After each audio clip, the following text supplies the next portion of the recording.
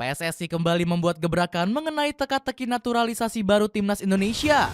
Sang ketua PSSI Erick Thohir telah bertemu dengan Presiden Prabowo Subianto mengenai calon naturalisasi yang telah diajukan. Gak heran timnas Indonesia dinilai punya keunggulan skuad yang lebih baik ketimbang para rival. Salah satunya adalah nilai pasar skuad timnas Indonesia yang hampir menyamai Jepang. Cetak Gol coba merangkum keunggulan skuad baru timnas Indonesia dibanding rival grup C sebagai berikut.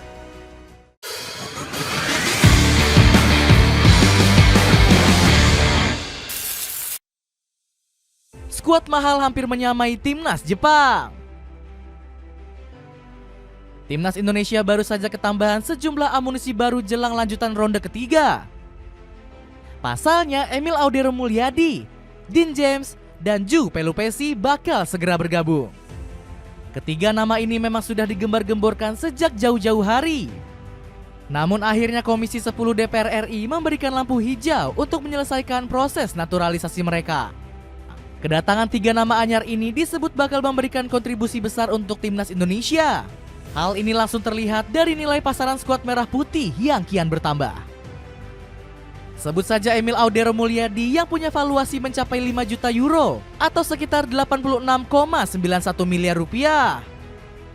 Angka tersebut bahkan lebih tinggi dari Martin Paes yang cuma dihargai 1,8 juta euro. Alhasil pemain 28 tahun itu menjadi salah satu kiper dengan nilai pasaran tertinggi di Asia dan Asia Tenggara. Dirinya cuma kalah dari Zion Suzuki yang harganya mencapai 156,43 miliar rupiah. Di sisi lain, valuasi keseluruhan timnas Indonesia juga semakin tinggi. Kehadiran tiga nama pemain tadi ditambah oleh Romani dan Jayden Oosterwolde membuat skuad Garuda mampu bersaing di grup C. Pasalnya, nilai pasaran Tom Haye dan kawan-kawan langsung menembus 672 miliar rupiah. Hal ini membuat Indonesia semakin menyusul timnas Jepang yang punya skuad seharga 5 triliun rupiah. Lonjakan ini sontak membuat Erick Thohir semakin ngegas untuk meloloskan Indonesia ke Piala Dunia. Ketum PSSI itu bahkan melobi Prabowo Subianto untuk membahas naturalisasi. Bapak Presiden mendorong agar mimpi masuk Piala Dunia bisa lebih realita. Bintang abort berkualitas melebihi Australia. Gak cuma nilai pasar yang hampir setara Jepang, timnas Indonesia juga diperkuat pemain berkualitas. Bahkan bintang abort skuad Garuda disebut jauh lebih baik ketimbang Australia. Contohnya saja Matthew Hurst yang tampil apik bersama FC20 di musim ini.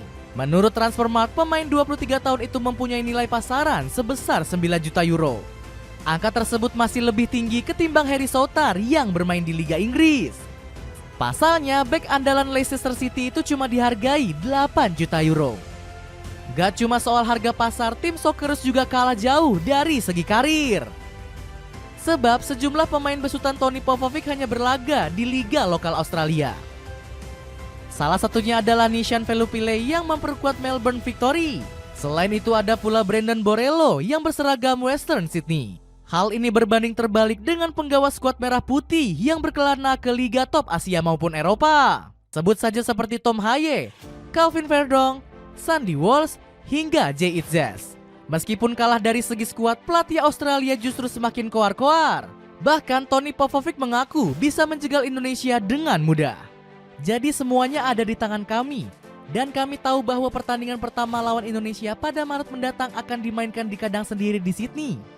Kami benar-benar dapat membangun bentuk permainan yang sudah kami bangun sejauh ini. Jomplangnya skuad Indonesia dan Arab Saudi. Deretan bintang tangguh yang menghuni lini belakang juga membuat pertahanan Indonesia semakin mewah. Bahkan nilai pasar pertahanan Garuda sudah melampaui beberapa negara kuat. Dilansir dari Transfermarkt, barisan pertahanan Indonesia hampir menembus angka 23 juta euro. Jumlah ini lebih besar dibandingkan lini belakang Arab Saudi yang cuma dibanderol 7,9 juta euro. Keunggulan nilai pasar lini belakang Indonesia adalah hal yang wajar. Sebab kualitas pertahanan Indonesia dan Arab Saudi sangatlah jomplang karena karir pemain Garuda lebih mentereng. Sebaliknya para pemain The Green Falcon masih berada di zona nyaman dan ogah berkelana ke Liga Top. Kondisi ini pernah dikeluhkan oleh Roberto Mancini selaku mantan pelatih Arab Saudi. Anda perlu tahu, 20 pemain kami datang bukan pemain inti di klubnya. Rata-rata mereka pemain cadangan. Ini yang membuat kami dilema. Keluh Mancini. Di lain sisi, skuad Green Falcon juga tengah dilanda masalah internal. Menurut pelatih mereka Hervé Renard, para pemain Arab Saudi menunjukkan kurangnya motivasi menjelang ronde ketiga. Di tim nasional Anda tidak bermain dengan 8 pemain asing seperti di klub. Anda bermain untuk Arab Saudi. Selama beberapa bulan ini kami tidak menjadi diri kami sendiri. Sudah waktunya untuk bangun, saatnya untuk bercermin, ujar Renard. Tim Cetak Gol mau rekomendasiin nih sneakers keren yang bisa kamu pakai untuk berbagai kegiatan. Cek linknya di bawah ini. Skuad baru timnas bikin Bahrain ketar-ketir. Pemain baru timnas Indonesia langsung dilanda kabar menggembirakan usai dinaturalisasi. Pasalnya mereka berpeluang besar untuk menjalani debut di Jakarta menghadapi skuad Bahrain. Bahkan hal ini disambut baik oleh Tom Haye yang sudah rindu dengan atmosfer GBK. Ya, luar biasa, saya sangat bangga sekali. Menurut saya, Indonesia juga memiliki supporter yang cukup besar.